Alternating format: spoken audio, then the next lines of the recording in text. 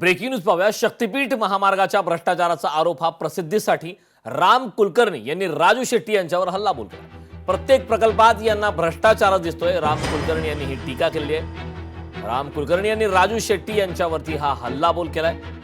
शक्तीपीठ महामार्गाच्या भ्रष्टाचाराचा आरोप हा प्रसिद्धीसाठी असा आरोप त्यांनी केला। समृद्धी महामार्ग असेल, अटल सेतू असेल, मेट्रो असतील, कनेक्टिव्हिटी लिंक काल परवा उद्घाटन झालेलं असतील, हे विकास काम आहेत ना। ह्या विकास कामावरून सध्या अनेकांनी विरोध केला होता याला, पण आता सर्वसामान्य जनता याचा लाभ घेते हे लक्षात घ्या।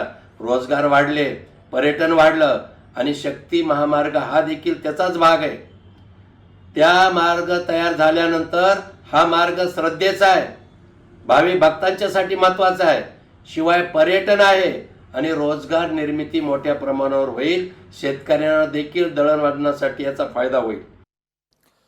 जुनं घर सोडल्यावर त्याची निंदा करणं म्हणजे आत्म्याला क्लेश असं बाळासाहेब ठाकरेंबाबत आदर आजही कायम आहे।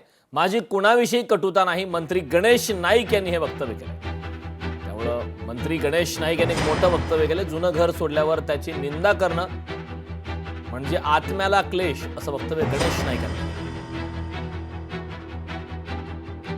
ज्या घरामध्ये आपण होतो ते घर आपण होतो तोपर्यंत चांगलं, आपण गेल्यानंतर ते वाईट, अशा प्रकारची भूमिका मांडणं म्हणजे आपल्या आत्म्याला कुठेतरी आपण क्लेश देण्याची भूमिका तयार करणं।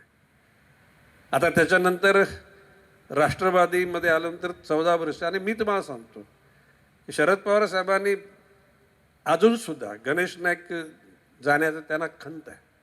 4 दिवसापूर्वी साहेबांचा फोन आला होता काही घटकांना मदत करण्याचा।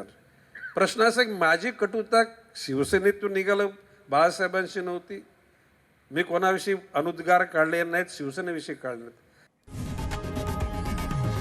लोकशाही मराठी ऐका, पहा, जागरूक रहा।